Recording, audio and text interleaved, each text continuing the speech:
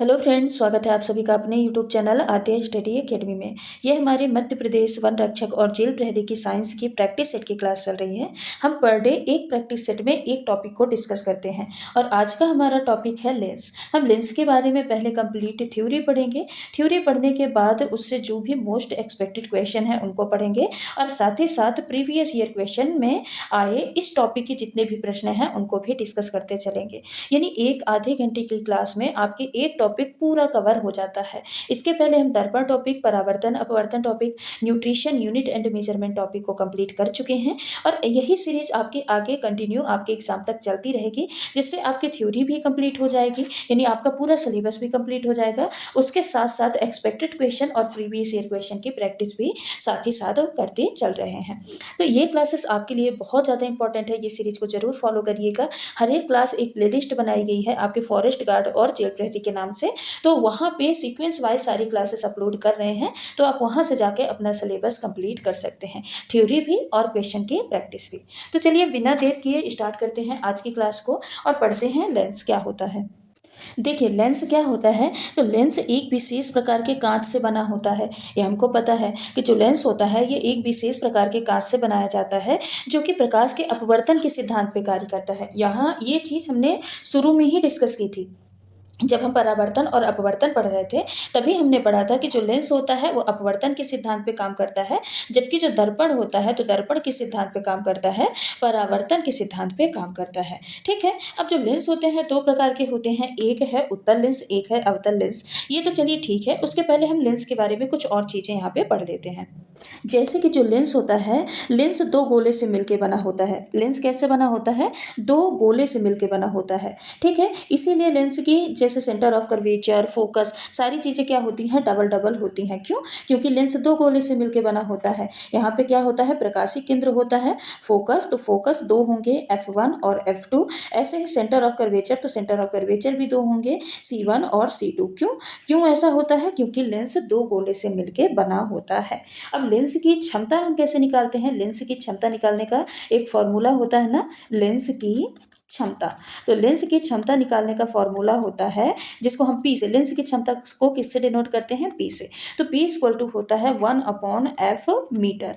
अब 1/f metre मतलब 1/f कब होगा, जब आपकी फोकस दूरी किस में दी हो, मीटर में दी हो। या फिर इसको हम और लिख सकते हैं 100/f सेंटीमीटर। इससे मतलब आप क्या समझें कि 100/f तब होगा जब आपकी फोकस दूरी किस में दी हो, सेंटीमीटर में दी हो। इससे क्वेश्चन आपके पूछे जाते हैं आपके एग्जाम में, सिंपल से क्वेश्चन होते हैं। फोकस दूरी दी रहती है, आपको क्षमता निकालनी होती है, या फिर क्षमता दी रहती है, आपको फोकस दूरी निकालनी होती है। बस आपको यूनिट का ध्यान रखना है कि मीटर में दिया है कि सेंटीमीटर में। अगर मीटर में दिया है तो 1/f से सॉल्व करना है, और अगर सेंटीमीटर में दी है फोकस दूरी तो 100/f से सॉल्व करना है। एक और पूछे जाता है प्रश्न, मतलब दो कंडीशन होती हैं उनसे प्रश्न पूछा जाता है। फर्स्ट कंडीशन क्या है, फर्स्ट कंडीशन ये दिया रहता है कि जब दो लेंस को एक दूसरे से सटा के जोड़ के रखा जाता है और इसकी क्षमता, इनके पावर क्या है, P1 और P2 है क्रमशः, तब आपको P टोटल यानी टोटल क्षमता, टोटल लेंस, दोनों लेंस की क्षमता बतानी है। तो इस कंडीशन में P टोटल इक्वल टू क्या होता है, P1 प्लस P2। सिंपल सा P1 प्लस P2 हो जाता है जब लेंस को आपस में जोड़ के रखा जाता है। दूसरे कंडीशन क्या दिया रहता है कि दो लेंस हैं, दोनों लेंस को d दूरी पर रखा गया है और इनके पावर क्रमशः क्या है, P1 और P2 हैं। तब आपको P टोटल यानी टोटल लेंस की क्षमता बतानी है। तो इस कंडीशन में आपका P टोटल क्या हो जाता है, इस कंडीशन में P टोटल हो जाता है P1 plus P2 minus D P1 P2। क्या होता है, माइनस D P1 P2। तो ये दो फॉर्मूले भी आप जरूर से ध्यान रखिएगा, इनसे भी प्रश्न पूछे जाते हैं। सिंपल से ही प्रश्न रहते हैं, बस आपको फॉर्मूला पुटअप करना आना चाहिए, बाकी सिंपल से ही प्रश्न दिया रहेगा कि दो लेंस हैं, एक की पावर मान लीजिए कितनी है, 3 डायोप्टर है, दूसरे की 5 डायोप्टर है, इनको एक दूसरे से जोड़ के रखा जाता है, तो टोटल इनकी क्षमता कितनी आ जाएगी, तो टोटल क्षमता P1 plus P2, 5 plus 3 8 dioptre आ जाएगी। हाँ, लेंस की क्षमता को किसमें मापा जाता है, तो डायोप्टर में मापा जाता है। किसमें मापा जाता है, डायोप्टर में मापा जाता है। अब कुछ चीज़ें और ध्यान में रख लीजिए, जो कॉन्वेक्स लेंस होता है यानी जो उत्तल लेंस होता है, उत्तल लेंस कैसा होता है, अभिसारी। अभिसारी मतलब क्या समझते हैं, डाइवर्जिंग नेचर का। कैसा होता है, डाइवर्जिंग, सॉरी, कन्वर्जिंग नेचर का। अभिसारी मतलब क्या होता है, कन्वर्जिंग। अभिसारी यानी कन्वर्जिंग नेचर का होता है। कन्वर्जिंग मतलब क्या होता है? कन्वर्जिंग मतलब है कि किसी चीज़ को समेटना, किसी चीज़ को क्या करना? समेटना या इकट्ठे करना। तो कैसे नेचर का होता है? कन्वर्जिंग नेचर का होता है उत्तल लेंस। इसीलिए जो उत्तल लेंस की फोकस दूरी होती है कैसी होती है? हमेशा हमेशा पॉजिटिव होती है। जस्ट इसी का अपोजिट अगर देखें तो जो अवतल लेंस होता है, तो अवतल लेंस कैसा होता है? अपसारी होता है। अभिसारी और अपसारी हम शुरू में ही डिस्कस कर चुके हैं जब लाइव टॉपिक स्टार्ट किए थे। ये कैसा होता है? अपसारी यानी डाइवर्जिंग होता है। इसीलिए जो अवतल लेंस होता है, अवतल लेंस की फोकस दूरी हमेशा कैसी होती है? हमेशा और हमेशा नेगेटिव होती है। देखिए, शक्ति भी जो पावर होता है ना, पावर भी कुछ चीज़ों पे डिपेंड करता है। अगर उत्तल लेंस है तो इसकी फोकस दूरी कैसी होगी? पॉजिटिव होगी। तो इसका जो पावर होगा ना, पावर भी हमेशा कैसा होगा? पॉजिटिव होगा। और अगर अवतल लेंस है तो क्योंकि अवतल लेंस की फोकस दूरी कैसी होती है? निगेटिव होती है। जब फोकस दूरी निगेटिव होगी तो इसका जो पावर होता है, पावर भी हमेशा कैसा होता है? निगेटिव होता है। ठीक है, ये दो चीज़ें भी आप ध्यान में रखते चलिएगा। जो जो इंपॉर्टेंट चीज़ें बता रही ना, आप उसको नोट डाउन करते चलिए। अब हम पढ़ते हैं उत्तल लेंस के बारे में। अब हम कुछ इंपॉर्टेंट फैक्ट पढ़ चुके हैं, अब हम उत्तल लेंस के बारे में डिटेल में यहाँ पे पढ़ते हैं। देखिए, जो उत्तल लेंस होता है वो कैसा होता है? बीच से मोटा होता है और किनारे में पतला होता है। ऐसा होता है उत्तल लेंस की नहीं होता। तो यह प्रकाश को एक बिंदु पर फोकस करता है, यानी ये कैसा होता है? अभिसारी होता है। अभी हमने पढ़ा ये कैसा होता है? अभिसारी होता है। इसीलिए इसको अभिसारी लेंस बोला जाता है, क्योंकि ये क्या करता है? प्रकाश को एक बिंदु पे फोकस करने का काम करता है, एक बिंदु पे लाने का काम करता है। ठीक है, जो मानव नेत्र होता है ना, मानव नेत्र में हमेशा उत्तल लेंस का ही प्रयोग होता है। उदाहरण के लिए जासूसों द्वारा उपयोग किया जाता है, दूरबीन में फोकस करने पर उत्तल लेंस का उपयोग किया जाता है। मैग्निफिकेंट लेंस के रूप में किसका? उत्तल लेंस का ही प्रयोग किया जाता है। उत्तल लेंस की क्षमता हमेशा यानी पावर हमेशा कैसी होती है? धनात्मक होती है। कैसे होती है? ये अभी मैंने बताया कि जो उत्तल लेंस होता है ना, कैसा होता है? अभिसारी होता है। अभिसारी होता है तो इसकी फोकस क्या होती है? फोकस दूरी हमेशा पॉजिटिव होती है। इसीलिए जब फोकस दूरी पॉजिटिव होगी तो जो उसकी पावर होती है, पावर भी हमेशा कैसे होती है? धनात्मक होती है। अब जो उत्तल लेंस में बनने वाला प्रतिबिंब कैसा होता है? देखिए, ये तो ठीक है, वस्तु से उल्टा होता है, वस्तु से बड़ा होता है, वास्तविक होता है, लेकिन ये होता कैसे है? तो देखिएगा, यहाँ पे मैं आपको बताते चल रही। ये मान लीजिए क्या है? कोई उत्तल लेंस है। आप अवतल दर्पण पढ़ चुके हैं ना? अगर नहीं पढ़े हैं तो आप इससे पहले वाली क्लास जरूर अटेम्प्ट करिएगा। अगर आप एक बार अवतल दर्पण पढ़ लिए हैं तो उत्तल लेंस में आपको बिल्कुल भी मेहनत नहीं पड़ेगी। ठीक है, तो अब जैसे अवतल दर्पण होता था, अवतल दर्पण में प्रतिबिंब का निर्माण होता था, वैसे ही सेम टू सेम उत्तल लेंस में प्रतिबिंब का निर्माण होगा। यहाँ पे इन्फाइनाइट है, यहाँ पे सेंटर ऑफ कर्वेचर है और यहाँ पे फोकस है F1 और यहाँ पे क्या है? पोल है। अब यहाँ इधर होगा फोकस यानी 2F2 होगा, C2 होगा और यहाँ पे क्या हो जाएगा? इनफाइनाइट हो जाएगा। ठीक है, जो गोला होगा जैसे मैंने दर्पण में बताया था, गोला किसके लिए रहेगा? वस्तु के लिए रहेगा। वहीं पे जो चौकोर डिब्बा रहेगा ये किसके लिए रहेगा? इमेज या फिर प्रतिबिंब के लिए रहेगा। ठीक है, तो जो अगर हम वस्तु को इनफाइनाइट पे रखते हैं, अनंत पे रखते हैं, ये पहले नंबर की वस्तु है, तो जो आपका प्रतिबिंब बनेगा वो कहाँ पे बनेगा? ये आके फोकस में बन गया। अब दूसरे नंबर की वस्तु को हम कहाँ पे रखें? अनंत और सेंटर ऑफ कर्वेचर के बीच में, तो दूसरे नंबर की प्रतिबिंब भी एक नंबर आगे बढ़ जाएगी, बन जाएगा अनंत और फोकस और सेंटर ऑफ कर्वेचर के बीच में।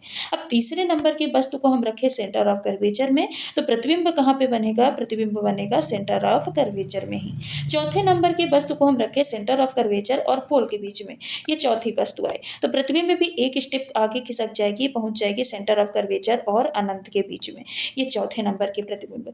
पांचवें नंबर पे हम वस्तु को कहाँ पे रखेंगे? हम वस्तु को रखेंगे फोकस यानी F1 पे। तो जो प्रतिबिंब है, प्रतिबिंब कहाँ पे बन जाएगा? ये पांचवें नंबर का प्रतिबिंब बना कहाँ पे? अनंत पे, इनफाइनाइट पे आके बन गया। ठीक है, अब छठे नंबर की वस्तु को हम कहाँ रखें? फोकस और प्रकाशिक केंद्र यानी पोल के बीच में। जब छठे नंबर का वस्तु हम यहाँ पे रखें, अब प्रतिबिंब तो अनंत तक जा चुका है, तो अब प्रतिबिंब क्या होगा? इधर ही कहीं प्रतिबिंब बन जाएगा, यानी जिस साइड में वस्तु रखी है इधर ही कहीं आके प्रतिबिंब बन जाएगा। ये छठे नंबर का मान लीजिए प्रतिबिंब बन गया। अब ठीक, अब ये देखिए जो वस्तु है, वस्तु अपर डायरेक्शन में रखी गई है ऊपर की तरफ, अब प्रतिबिंब देखिए नीचे की डायरेक्शन में है। ठीक है, तो जो प्रतिबिंब इसमें बनते हैं ना, सारे प्रतिबिंब कैसे होते हैं? वास्तविक होते हैं। कैसे प्रतिबिंब होते हैं? वास्तविक होते हैं। वास्तविक के अलावा सारे प्रतिबिंब देखिए नीचे की तरफ बने हैं तो उल्टा है, और कैसे होते हैं? बड़े भी होते हैं और छोटे भी होते हैं। अब कैसे कैसे जो तीसरे नंबर का प्रतिबिंब है, तो क्योंकि सेंटर ऑफ कर्वेचर यानी C1 पे ही हम वस्तु को रखें, तो जाके सेंटर ऑफ कर्वेचर यानी C2 पे ही प्रतिबिंब जाके बन गया, तो ये कैसा होगा, वस्तु के बराबर होगा। ये प्रतिबिंब कैसा होगा, वस्तु के बराबर। बाकी ये फर्स्ट और सेकंड नंबर के जो प्रतिबिंब बने हैं ये वस्तु से छोटे होते हैं, और बाकी जो पांचवें नंबर का प्रतिबिंब यानी जो अनंत पे बना है प्रतिबिंब वो सबसे बड़ा प्रतिबिंब होता है, और चौथे नंबर का जो प्रतिबिंब होता है ये वस्तु से बड़ा तो होता है पर सबसे बड़ा नहीं होता। ठीक है, एक प्रतिबिंब जो इधर बनता है ये छठे नंबर का, ये कैसा होता है, ये प्रतिबिंब बस आभासी होता है, और कैसा होता है, वस्तु से बड़ा लेकिन सबसे बड़ा नहीं होता है। तो ये क्या है, ये है उत्तल लेंस में प्रतिबिंबों का निर्माण, जो कि बिल्कुल सेम टू सेम वही पैटर्न फॉलो करता है जैसे कि अवतल दर्पण में होता था। ठीक है, अब यही आगे इसमें डिस्कस भी किया गया है कि वस्तु को अगर अनंत पे रखते हैं तो प्रतिबिंब फोकस पे बनता है F2 पे, अगर 2F1 और यानी सेंटर ऑफ कर्वेचर और अनंत के बीच में रखते हैं तो फोकस और सेंटर ऑफ कर्वेचर के बीच में बनता है। ठीक है, ये चीज़ें आपने ध्यान रखिए, बस वही ट्रिक जो मैंने बताई है उसी ट्रिक से आप अगर पढ़ते हैं तो आपको दर्पण में चाहे लेंस में किसी में भी आपको प्रतिबिंबों की स्थिति और वस्तु की स्थिति कभी नहीं भूलेगी, और कैसे प्रतिबिंब का नेचर होता है वो भी कभी नहीं भूलेगा, यानी उल्टा होता है, वास्तविक होता है, आभासी होता है, छोटा होता है, बड़ा होता है, ये सारी चीज़ें आपको बिल्कुल दिमाग में बैठ जाएंगे अगर आप उस ट्रिक से फॉलो करते हैं यानी पढ़ते हैं तो। एक बार क्या करिएगा, आप अपने से रफ में बनाइएगा कि ये चौकोर इमेज के लिए है, प्रतिबिंब के लिए है, और जो गोल वाला है ये किसके लिए है, वस्तु के लिए है। आप अपने से बनाइएगा, देखिएगा आपको सारा कॉन्सेप्ट वहीं पे क्लियर हो जाएगा। अब हम चलते हैं अवतल लेंस पे। इसकी क्षमता हमेशा कैसी होती है, अवतल लेंस की ऋणात्मक होती है, क्योंकि इसका जो प्राथमिक फोकस बिंदु है वो कहाँ होता है, पीछे की ओर होता है। जैसे ही उत्तल दर्पण होता था वैसे होता है उत्तल लेंस। जो अवतल लेंस होता है ना ये प्रकाश को फैलाने का काम करता है, इसीलिए इसको अपसारी लेंस कहा जाता है। अब क्योंकि इसकी जो फोकस है, फोकस की वैल्यू वो कैसी होती है, नेगेटिव होती है, इसीलिए अवतल लेंस की जो पावर होती है, पावर भी हमेशा कैसी होती है, निगेटिव यानी ऋणात्मक होती है। ठीक है, उत्तल लेंस में बनने वाले प्रतिबिंब कैसे होते थे ना, यहाँ पे उत्तल नहीं, यहाँ पे क्या होगा, अवतल। यहाँ पे क्या होगा, अवतल।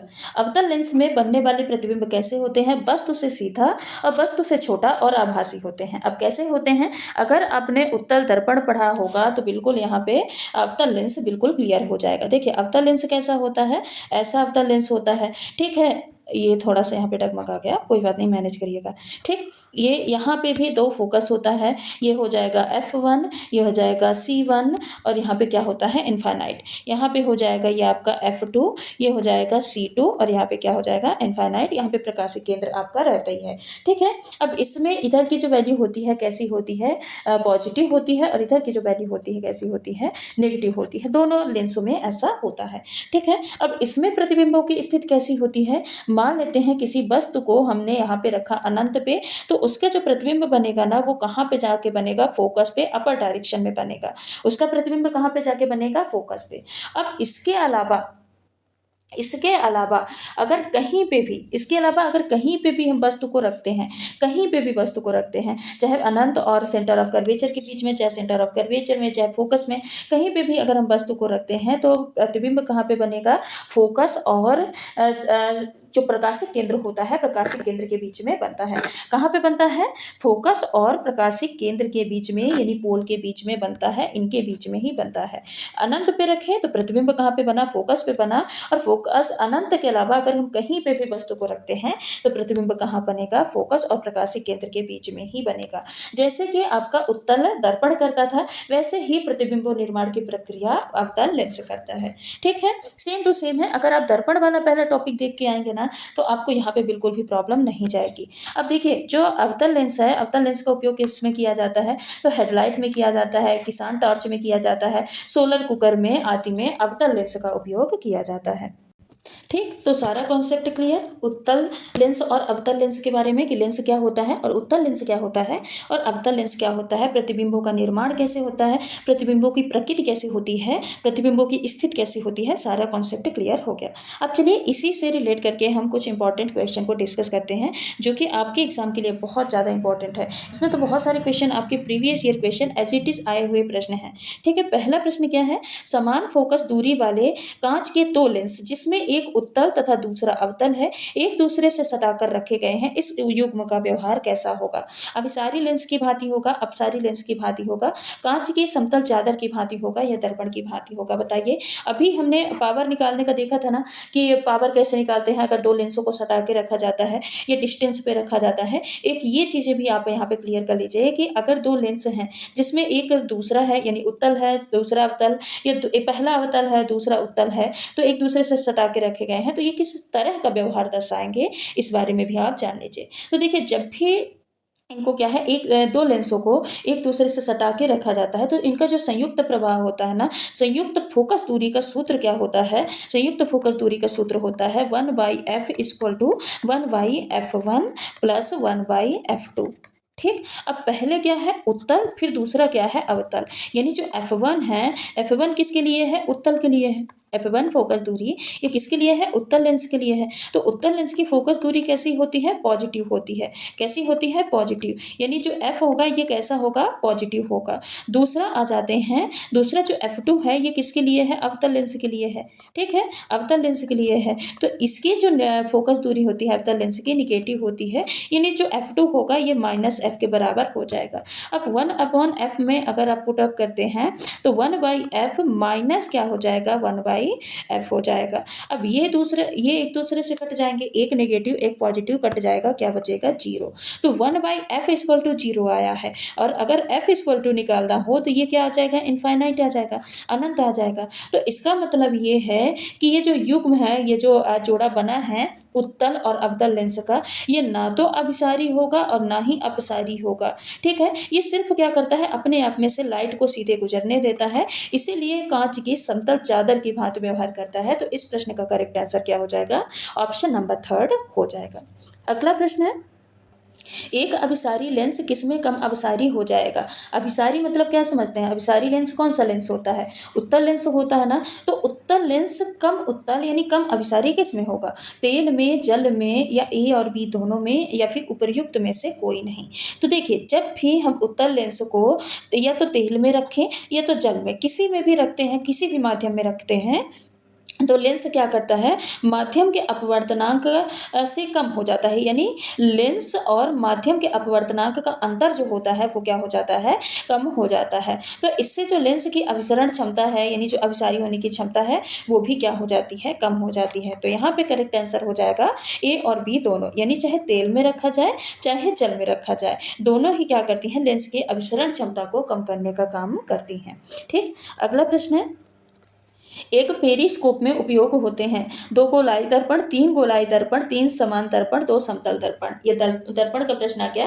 हालांकि दर्पण में इसको हमने पढ़ा था जब समतल दर्पण पढ़ रहे थे ना, तब हमने पढ़ा था कि पेरिस्कोप क्या होता है, ये क्या पेरिस्कोप बनता कैसे है, ये हमने पढ़ा था। और ये बंकर में छुपे दुश्मनों को देखने में, या फिर कुछ कोई भी चीज़ है, दूरी में कोई चीज़ है तो उनको देखने का काम आता है। अब ये बनता कैसे है पेरिस्कोप? तो जब भी दो समतल दर्पण को हम 45 डिग्री के एंगल पे रखते हैं, दो समतल दर्पण है उनको हम 45 डिग्री के एंगल पे रखते हैं, तो उससे क्या बनता है? उससे पेरिस्कोप का निर्माण होता है। यानी दो समतल दर्पण को कितने पे रखेंगे? 45 डिग्री सेल्सियस के एंगल पे रखेंगे, तो उससे पेरिस्कोप का निर्माण होता है। तो इस प्रश्न का करेक्ट आंसर क्या हो जाएगा? ऑप्शन नंबर डी हो जाएगा। अगला प्रश्न है, द्विफोकसी लेंस यानी बाइफोकल लेंस के ऊपरी भाग में किस प्रकार का लेंस होता है? गोलीय होता है, प्रिज्म होता है, उत्तल होता है, या फिर अवतल लेंस होता है? तो बाइफोकल लेंस होता क्या है? ये ऐसे चश्मे में इस्तेमाल किया जाता है, जैसे जो व्यक्ति बूढ़े हो जाते हैं ना, तो उनको एक रोग होता है जिसको बोलते हैं जरा दृष्टि दोष। क्या बोलते हैं? जरा दृष्टि दोष बोला जाता है, जो कि बुढ़ापे में होने वाला दोष है। इसमें क्या है, ना ही दूर की वस्तुएं दिखाई देती हैं, ना ही पास की वस्तुएं दिखाई देती हैं। ठीक है। अब जो चश्मा है, चश्मा का जो अपर भाग होता है ना, जो ऊपरी भाग होता है, अपर पार्ट होता है, ऊपरी भाग कैसा होता है? वो दूर की वस्तुओं को देखने के लिए होता है। और जबकि जो निचला भाग होता है, लोअर पार्ट होता है, तो निचला भाग किसके लिए होता है? पास की वस्तुओं को देखने के लिए होता है। ठीक है। तो जो ऊपर वाला भाग है ये दूर की वस्तुओं को देखने के लिए है, और दूर की वस्तुओं को देखने के लिए कौन से लेंस का उपयोग किया जाता है? तो कौन से लेंस का उपयोग किया जाता है? अवतल लेंस का। जबकि पास की वस्तुओं को देखने के लिए उत्तल लेंस का उपयोग किया किया जाता है। ठीक है, किस लेंस का उपयोग किया जाता है? उत्तल लेंस का उपयोग किया जाता है। और ये दोनों कॉन्सेप्ट आपका अपसारी और अभिसारी पे डिपेंडेंट है। ठीक है, तो आप ये अपसारी अपसारी अच्छे से पढ़ के जाइएगा, अभिसारी और अपसारी अच्छे से पढ़ के जाइएगा। इसी से आपका दूर दृष्टि दोष और निकट दृष्टि दोष भी क्लियर होगा। ठीक है, तो इसमें कौन से लेंस का उपयोग किया जाता है? तो करेक्ट आंसर हो जाएगा अवतल लेंस। यहाँ पे क्या बोला है?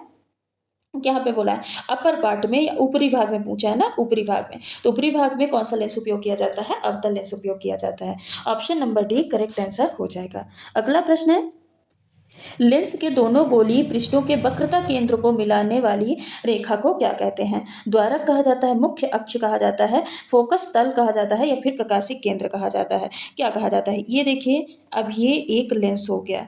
ठीक है, ये मेन एक्सिस जिसको क्या बोलते हैं, ये क्या है? प्रकाशिक केंद्र, सॉरी ये क्या है? Main axis. यहाँ पे क्या होता है? प्रकाशिक केंद्र, जिसको ऑप्टिकल सेंटर या फिर प्रकाशिक केंद्र इसको बोला जाता है। तो यहाँ पे ये P हो जाएगा, यहाँ पे दो फोकस हो जाएंगे F1 और F2, और यहाँ पे दो सेंटर हो जाएंगे C1 और C2, यहाँ पे इनफाइनाइट हो जाएगा। तो कुल मिला के यही पूछा है कि ये जो दो वक्रता केंद्र हैं C1 और C2, इनको आपस में मिलाने का काम कौन कर रहा है? तो मिलाने का काम कौन कर रहा है? मुख्य अक्ष। ये जो धारा है, ये जो लाइन है, इसको क्या बोला जाता है? मुख्य अक्ष बोला जाता है। मेन एक्सिस जो प्रिंसिपल एक्सिस है वो उनको मिलाने का काम करती है। ठीक है, तो यहाँ पे करेक्ट आंसर क्या हो जाएगा? ऑप्शन नंबर बी हो जाएगा। अगला प्रश्न है, अभिनेत्र लेंस यानी आई लेंस में वक्रता को संशोधित करने में कौन सी पेशियां सहायता कर सकती हैं? ये आपका प्रीवियस ईयर क्वेश्चन है, 2023 में शायद आया प्रीवियस ईयर क्वेश्चन है। ठीक है, आपके व्यापम एग्जाम में।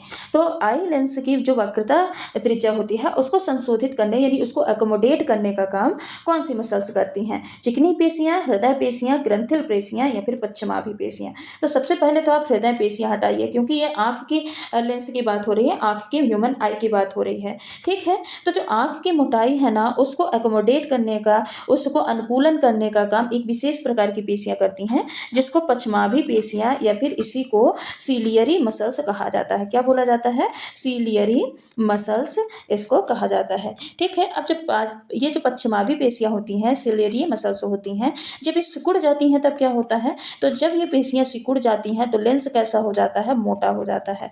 कैसा हो जाता है? मोटा हो जाता है, यानी अधिक उत्तल हो जाता है, जिससे क्या है? पास की वस्तु हमको क्या कैसी दिखाई देती है?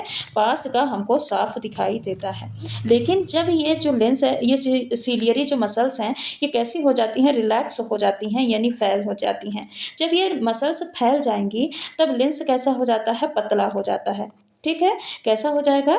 पतला हो जाएगा। और जहाँ लेंस पतला हो जाएगा तो दूर का कैसे दिखाई देने लग जाएगा?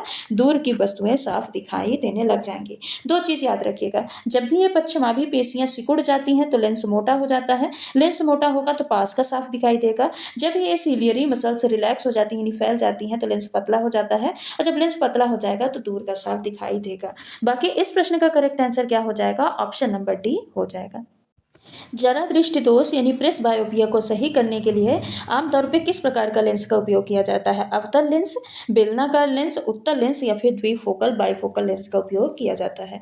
तो किस प्रकार की वस्तुओं का किस प्रकार के लेंस का उपयोग किया जाता है? देखिए, जरा दृष्टि जो दोष जो होता है, इसमें व्यक्ति को पास की वस्तुएं साफ दिखाई नहीं देती हैं, और क्या है, इसमें जो सीलियरी मसल्स होती है वो कैसी हो जाती है? कमजोर हो जाती है। बुढ़ापा है, पास का भी अच्छे से दिखाई नहीं देगा और दूर की वस्तु भी अच्छे से दिखाई नहीं देंगी। ठीक है, लेकिन अगर सिर्फ और सिर्फ पास के लिए हो, यानी सिर्फ पढ़ने लिखने में दिक्कत हो, तब तो चलो भाई उत्तल लेंस का उपयोग कर लिया जाए। लेकिन ज़्यादातर लोगों में दूर और पास दोनों की समस्या होती है। अब जब दूर और पास दोनों की समस्या होती है तो इसमें कैसे लेंस का उपयोग किया जाता है? बेलनाकार लेंस का उपयोग किया जाता है, जिसमें ऊपर का जो भाग होता है, ऊपर का भाग दूर की वस्तु को देखने के काम आता है।